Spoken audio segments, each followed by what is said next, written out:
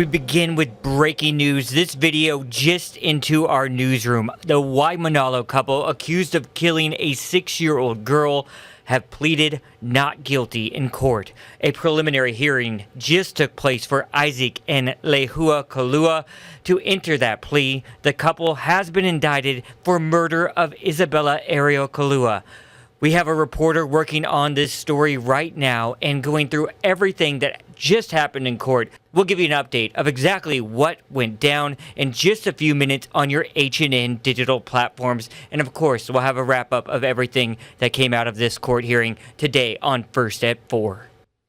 And now to the pandemic. As concerns grow globally about the new COVID strain, Hawaii reports 71 infections today with no added deaths. A full county-by-county breakdown is available on our website, hawaiinewsnow.com.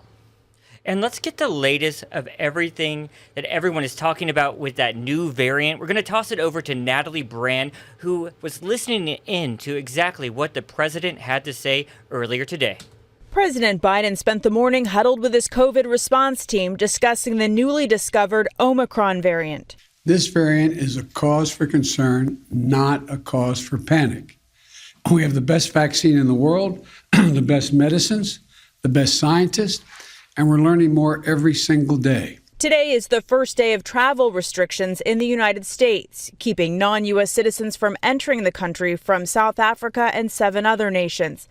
But the variant has spread well beyond southern Africa, reaching at least 14 countries, including our neighbor to the north, Canada. We needed time to give people an opportunity to say, get that vaccination now before it heads. It's going to move around the world. I think it's almost inevitable there will be, at some point, that strain here in the United States. The administration's top health officials spent Thanksgiving weekend coordinating with South African scientists to learn just how dangerous this new variant may be. The things that we don't know right now is whether the people who do get infected have a severer form of the disease or whether it's a light disease or somewhat the same as Delta. Omicron contains more than 30 mutations to its spike protein, prompting concerns from some it could be vaccine resistant. My team is already working with officials at Pfizer and Moderna and Johnson & Johnson to develop contingency plans for vaccines or boosters if needed. Vaccine manufacturers say it will take about 2 weeks to learn whether or not their drugs work against Omicron. Despite that, health officials say now is the time to get vaccinated or boosted. Natalie Brandt, CBS News, the White House. So the State Department of Health did provide us with an update today on this new variant in a media briefing. Here's what Dr. Sarah Kimball, state epidemiologist, had to say. Omicron is relatively new. Lots of talk about it in the last few days and week. It does have one feature that may make it more easily detectable here, and that is that on some of the tests that are still commonly used for PCR tests, it has a dropout in one of the targets. So it's called an S target dropout. We talked about this before last year when we were concerned about the B117 variant from the UK. And at that time, we were able to scan for that variant by looking for S-target dropouts through our participating laboratories. So we've put up the same, call to all of our participating laboratories to say, if you see specimens with S-target dropouts, we want to hear about them right away. So those are coming in to our state laboratories division, and Dr. Desmond, administrator of the state laboratories, is very much in contact with all of the laboratories to stay on top of that. All right now we want to bring in our Sammy Selena with more on how local leaders are reacting to this new variant. Sammy, what can you tell us? All right, so we just heard Biden say, at this time, it's not in the U.S., which is great, and there aren't going to be any further restrictions right now, and it seems like local leaders are saying the same thing. So the concern about Omicron comes just as the state prepares to drop most COVID rules on December 1st. Reinstating any rules will be up to the counties, but Honolulu's mayor says he wants to keep moving forward and there's no need to take drastic actions, especially since hospitals are handling their load well and case counts are also very low. We have no reason right now to overreact. So we will watch what happens elsewhere on the globe. As I said earlier, I'm not going to be indifferent or I'm not going to be cavalier about the threat of any disease and, affecting us. But right now, there's no need to be concerned about that. So, Sammy, I know we also heard from the LG, right? Right. So he said, luckily, safe travels is going to protect Hawaii as it has in terms of keeping people safe and adding that other layer of protection. We knew there were going to be challenges, even if they're not as bad as the Delta variant. We really do not want to have to lock down again if we don't have to. We really do not want to have to, restrict any activities. We want to get back to normal. And health officials want to emphasize that really the best way to protect yourself from this variant is to be vaccinated, make sure you are caught up on your booster, masking, despite whether or not there's going to be any further restrictions in place. All right. Thanks for that side of the story, Sammy. And now for the latest from Washington, D.C., we turn to Hawaii News Now White House correspondent John Decker with the latest on the President Biden administration. John, we enter another week. Build Back Better continues to be discussed at the Senate level. What is the president's expectation on what could be happening this week? Well, they still express optimism. They express optimism that what has already passed the House of Representatives, which took place right before the Thanksgiving holiday, will also pass in the Senate, and they have a deadline. They'd like to get this all done before the end of the year, before the Christmas break, and I am not as optimistic as the White House in this regard. It's a 50-50 Senate mark, and you need to get all 50 Senate Democrats on board on this particular plan, and Senator Joe Manchin, Democrat from West Virginia, has given every indication that he cannot support the size and scope of the Build Back Better plan. It needs to come down in terms of its size and scope in order to get his support for this legislation. And one of the stories that's emerged during this time is the declining approval ratings of the Biden administration. Where do the numbers stand right now? And in the past, what has been the president's response to those numbers? Well, the president and the White House maintain that the numbers will tick upwards. But here we are, 2 weeks exactly after the president signed that infrastructure bill, not far from where I am on the south lawn of the White House. And 2 weeks later, those numbers remain mired in the low 40s. One poll has it around 38%. So we haven't seen those numbers tick up like the White House was hoping. There's still time, of course, but the White House had believed that once the president signed that legislation, the infrastructure bill, it would lead to those numbers ticking up, get some momentum as well for the Build Back Better legislation, and both of those things thus far have not happened. John, we're after the Thanksgiving break. Now discussions are ramping up about the latest COVID strain, what's happening with the supply chain issues. Looking at the president's agenda, what is ahead for the rest of the week? Well, what's ahead? Today, the president met with a number of CEOs that are very much involved in supply chain issues. CEOs representing companies like Walmart and CVS were here at the White House, and they expressed optimism that the demand will not outstrip the supply that they have of all of the products that everybody wants ahead of the holiday season. So that's a good thing. But you mentioned COVID. We have this other variant from South Africa, and that, quite frankly, has thrown a monkey wrench in what the president had hoped to do in terms of reopening up the economy, reopening up all aspects of things. With this variant, there's a concern that the economy may slip backwards. Right now, the president is hoping that individuals that haven't gotten vaccinated do so, and those that have been fully vaccinated get their boosters very soon. That's the way the administration says we'll get past the South African variant. You know, with that said, has there been any discussion or early expectation on what we could see in terms of flight restrictions or any sort of restrictions being re-implemented in light of this new strain news? No, not at all. In fact, the White House press secretary was asked that very question that you just asked me just a few hours ago during her White House press briefing, and they say there are no indications that there's any reason for any type of further restrictions associated with domestic flights or, for that matter, flights traveling internationally. As you know, there are restrictions in place as it relates to flights coming from South Africa or to South Africa, but that's where things stand right now. There's no expansion of that's in the offing. All right, John Decker joining us from the White House. Thank you very much for your time and insight. Have a good one, John. Well, air travel is almost back to pre-pandemic levels, well, at least for the holidays. More than 2.4 million people moved through the U.S. airport security checkpoints yesterday, the busiest day for domestic air travel since the beginning of the coronavirus pandemic. That's according to the TSA. The sheer volume of people flying for Thanksgiving holiday marked a milestone for air travel as passenger counts inched closer and closer to those pre-pandemic levels. The TSA screened 20.9 million people during the 10-day holiday travel period. Big news in the world of tech today. Twitter co-founder Jack Dorsey announced he is stepping down as CEO of the social media platform. He posted a letter on Twitter saying the resignation is his decision and he is, quote, really sad yet really happy to be leaving. Dorsey will remain on the board until his term expires next year. Twitter Chief Technology Officer Parag Agrawal will now take over the company. It's Cyber Monday, traditionally the biggest online shopping day of the year, but supply chain issues could be making some holiday gifts hard to come by. Here's Laura Podesta with the details. The search for Cyber Monday deals is underway following a busy weekend of online shopping. Top-selling products include toys, books, video games, and appliances.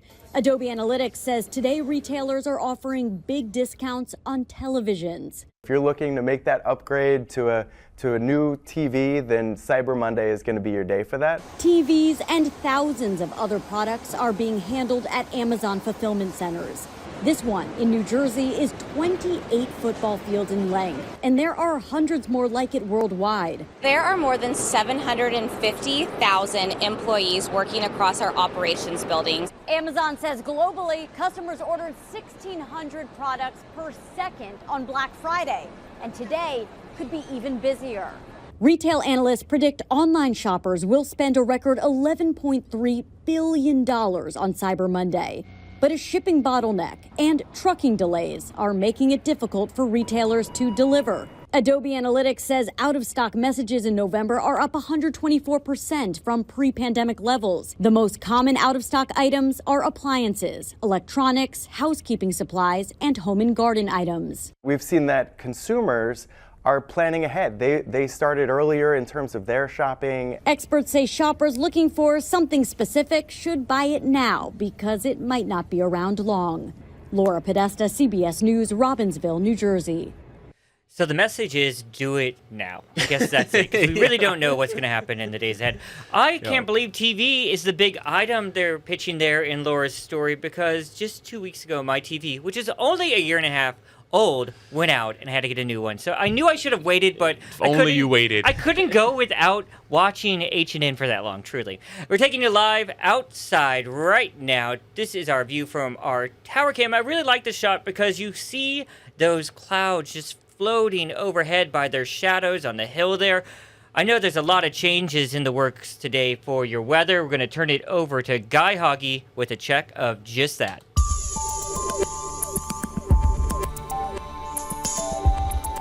Aloha on this Monday. It's going to be windy and it's going to be soggy from time to time today as a disturbance bears on in. And that's why there is a wind advisory for many parts of the state. Some areas could get gusts upwards of 55 miles an hour, and that could lead to spotty power outages. Also, because of the strengthening winds, we got a rising east swell, but it's going to be messy and choppy up there. And then up in the country, the swell that came up last night is going to be dropping, but a huge swell is coming in this weekend that could trigger high surf warnings. So again, a little squishy today with passing showers. We could even get some heavy downpours for Maui and the Big Island. And then we'll see those scattered showers linger through Thursday with lighter winds Wednesday and Thursday. And then on Friday, a cold front drops in. Look for soggy conditions into the early part of next week. All right, joining us now, Blake Anderson, Comedy Central legend and an amazing stand-up comic. Blake, what's up? Aloha, thanks for being here with us.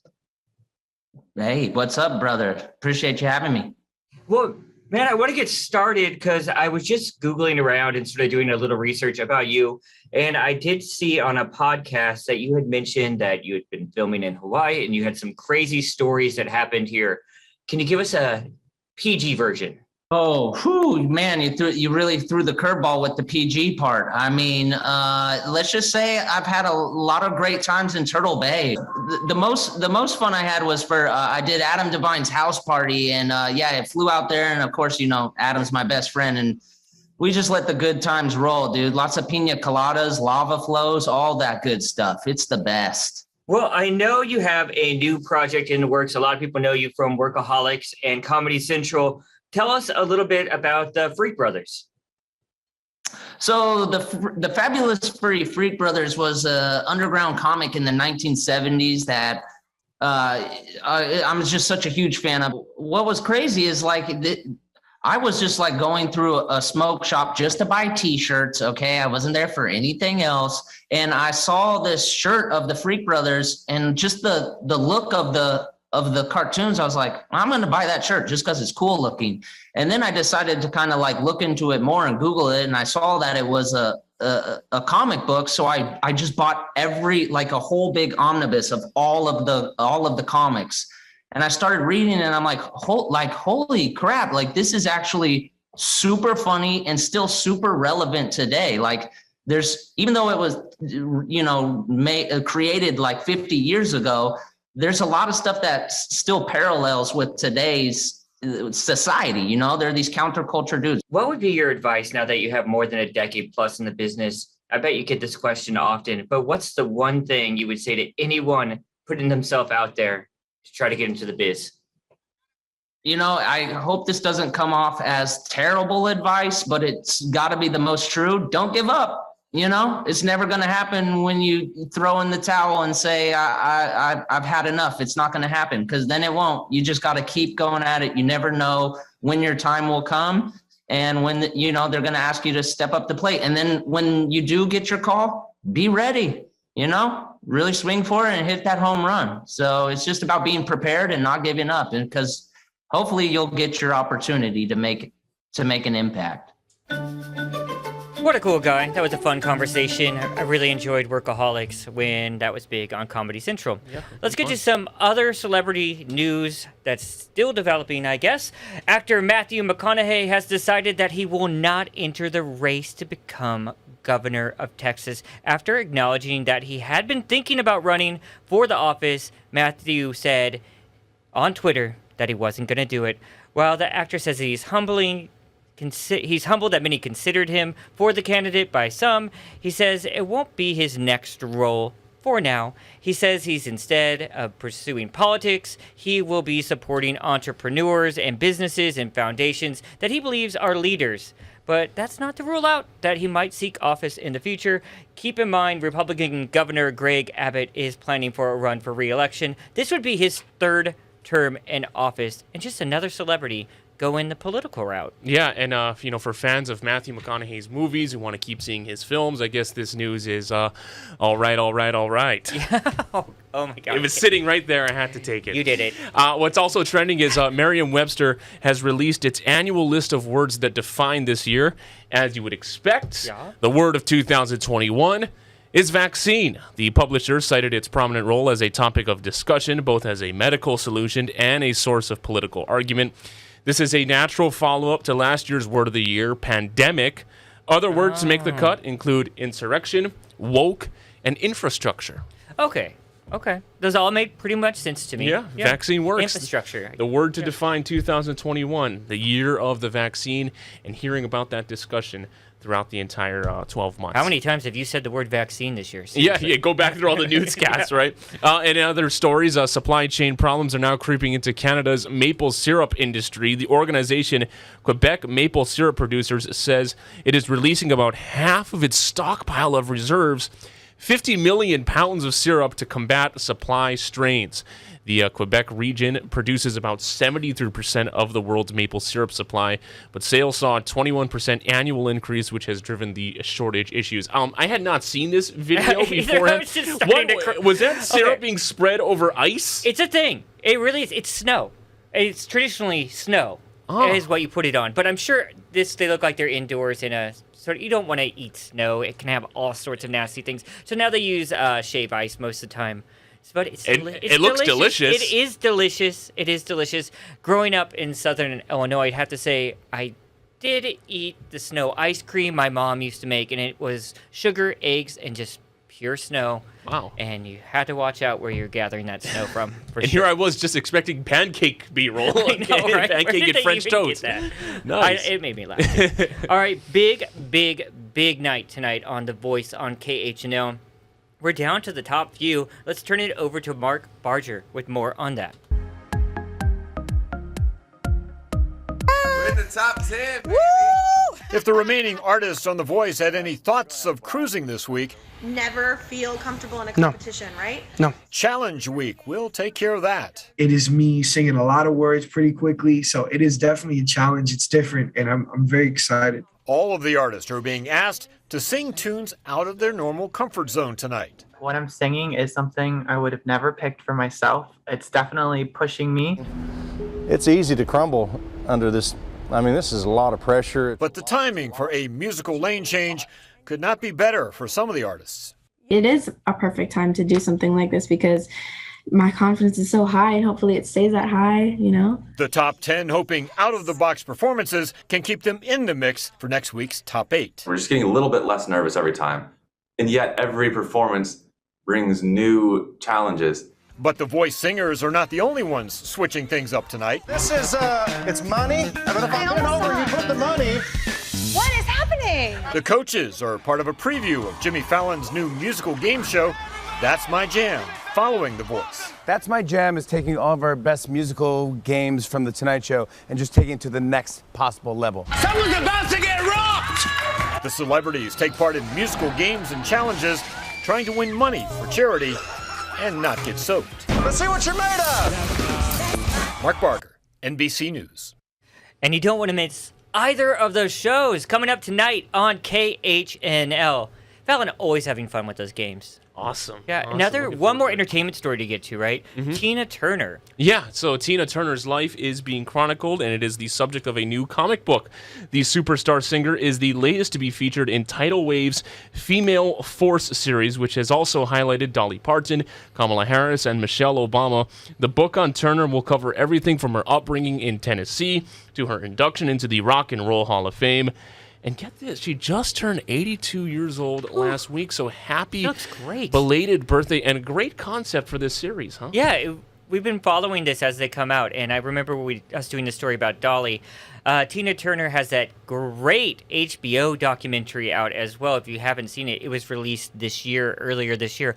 Also, Tina Turner, I was at Hard Rock this weekend, and you know they have one of her wigs on display right there at the local Hard Rock Cafe. So a little piece of Tina Turner history you can get right here on the island. Mm-hmm. You guys, that is going to do it for This Is Now on this Monday. Mark and I are going to be here for several days to come. He's going to be back in the studio at First at 4 on KHNL. You don't want to miss that. I'm going to leave you today with these decorations going up at the White House.